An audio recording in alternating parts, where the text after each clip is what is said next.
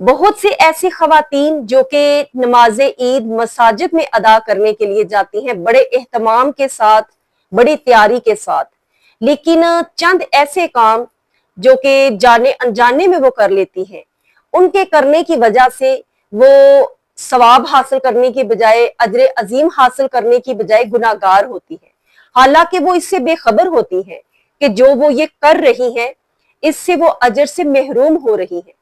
تو ضرورت ہے اس بات کی کہ کوئی بھی کام کرے، کوئی بھی عمل کرے، بالخصوص عبادت کے جو معاملات ہیں وہ کرنے سے پہلے ان کے بارے میں پوری انفارمیشن حاصل کریں، معلومات لیں، کسی سے پوچھیں، علم والوں سے پوچھیں، پوچھنے کے بعد اس پر عمل کریں تاکہ آپ گناہگار نہ ہوں، مکمل اجر و ثواب حاصل کر سکیں۔ سب سے پہلی بات،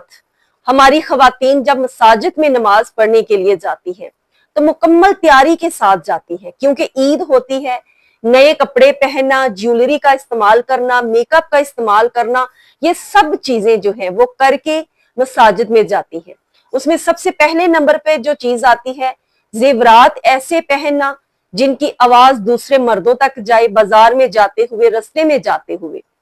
دوسری، پرفیوم لگانا، یہ ہماری خواتین میں اتنی زیادہ عام عادت پائی جاتی ہے۔ اب عطر لگانا جو ہے اس کو تو بہت معیوب سمجھا جاتا ہے،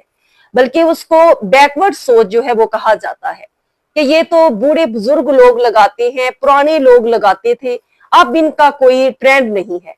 اور بہت ہی ماڈرن پرفیوم لگاتی ہیں، تیز ترین پرفیوم۔ جب عورت گزرتی ہے تو اس کی خوشبو کتنے ہی لوگوں تک جا رہی ہوتی ہے، اور یقین جانے یہ وہ عمل ہے جو آپ کی نماز، آپ کا وضو، سب کچھ ضائع کر دیتا ہے، کیونکہ حدیث رسول موجود ہے۔ حضرت ابو ہریرہ رضی اللہ تعالیٰ عنہ مسجد سے نماز پڑھ کر نکلے، ایک عورت کے پاس سے گزرے تو اس سے بہت تیز خوشبو آ رہی تھی۔ آپ نے بڑے جلال اور غصے سے کہا، اے جبار کی باندی، کیا تم نے خوشبو لگائی ہے اور تم مسجد جا رہی ہے؟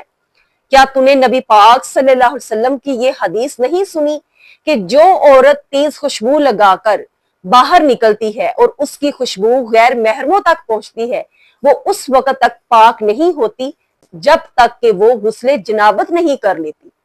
یعنی وہ عورت جس سے نکلنے والی خوشبو کوئی دوسرا مرد محسوس کر لے، سونگھ لے،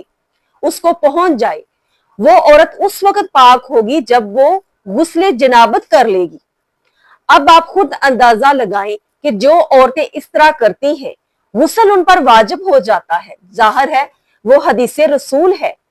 کوئی عام بات نہیں ہے، وہ اسی طرح مساجد میں جا کر نماز پڑھ کر آ جاتی ہیں۔ یا خوشبو اتنی لگائیں جو کہ لیڈیز پرفیوم ہوتی ہیں، اول تو عورت کو پرفیوم لگانا ہی نہیں چاہیے، ان کو عطر استعمال کرنا چاہیے۔ اگر وہ پرفیوم لگاتی ہیں تو لیڈیز پرفیوم جو بالکل لائٹ ان کی خوشبو ہوتی ہے، صرف اپنے تک محدود ہوتی ہے، وہ لگائیں۔ اور جب مساجد میں نماز پڑھنے کے لیے جائیں تو خدارہ میک اپ کر کے نہ جائیں، کیونکہ جو لپسٹک ہیں، نیل پالش کے ساتھ تو ویسے ہی وضو نہیں ہوتا، اور لپسٹک بھی اگر لگائیں گی، باقی میک اپ کریں گی، اس میں بھی ظاہر ہے کوئی نہ کوئی کیمیکل ایسے موجود ہوتے ہیں جو کہ ناجائز ہوتے ہیں، ناپاک ہوتے ہیں، اور ان کے ہوتے ہوئے نماز ادا کرنا ہو سکتا ہے اس سے بھی آپ کے نماز میں، آپ کے اجر و ثواب میں کمی آئے۔ تو بہتر یہ ہے کہ جب آپ نماز پڑھنے جائیں تو بالکل باوضو ہو کر سادگی کے ساتھ جائیں، میک اپ کے بغیر جائیں۔ جب آپ واپس آ جائیں تو اس وقت یہ بناؤ سنگار کر لیں، لیکن آج ہماری خواتین اس بات سے بالکل آری ہے، وہ کپڑے دکھانے کے لیے، ایک دوسرے کے ڈیزائن پر ڈسکشن کرنے کے لیے، ایک دوسرے کا بناؤ سنگار جو ہے وہ دکھانے کے لیے ہی تو جانا ہوتا ہے، جبکہ نبی پاک صلی اللہ علیہ وسلم کا ارشاد واضح ہے کہ بہترین عورت وہ ہے جو جتنا ہو سکے گھر کے اندر نماز پڑھے، اور عورت کا مساجد میں نماز پڑھنا اس سے زیادہ افضل ہے کہ وہ گھر میں نماز پڑھے، اور گھر کے صحن میں نماز پڑھنے سے افضل ہے وہ کمرے کے اندر نماز پڑھے۔ یہ بعض خواتین اس بات کو معیوب سمجھتی ہیں کہ جو نہیں نماز پڑھنے جاتی مساجد میں کہ یہ تو کبھی نماز پڑھنے گئی ہی نہیں، یہ تو جاتی ہی نہیں، یہ تو نماز پڑھتی ہی نہیں۔ ان کے بارے میں بھی اس طرح کی بدگمانی نہیں رکھنی چاہیے، مساجد میں پڑھے، گھر میں پڑھے، لیکن کچھ اصول اور رولز جو اسلام نے مقرر کیے ہیں، جو حدود مقرر کی ہیں، ان حدود کے اندر رہ کر جب وہ عمل کیا جائے تو یقیناً وہ اللہ رب العزت کی بارگاہ میں مقبول بھی ہوتا ہے، اور اس کا اجر و ثواب بھی ملتا ہے۔ ویڈیو اچھی لگی اس کو شیئر کیجئے، لائک کیجئے، چینل کو ضرور سبسکرائب کرتے جائیے۔ السلام علیکم ورحمۃ اللہ وبرکاتہ۔